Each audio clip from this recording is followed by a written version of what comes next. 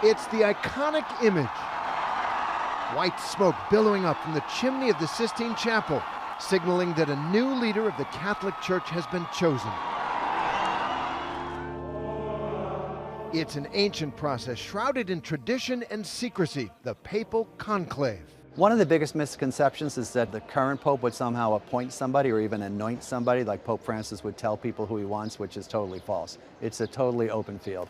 Shortly after Pope Francis is laid to rest, the carefully orchestrated process for electing the next pope will begin, typically 15 to 20 days after a pope's death. The College of Cardinals will gather and sequester inside the Vatican, cutting off contact with the outside world for the duration. It starts with an oath of secrecy. The secrecy is to help people be able to express themselves openly and not worry that it's going to be reported afterwards. Everybody who's not a cardinal elector must leave, and the great doors of the Sistine Chapel are closed. Only the cardinals who are electors, that is, cardinals who are under 80, are allowed inside the Sistine Chapel for the conclave.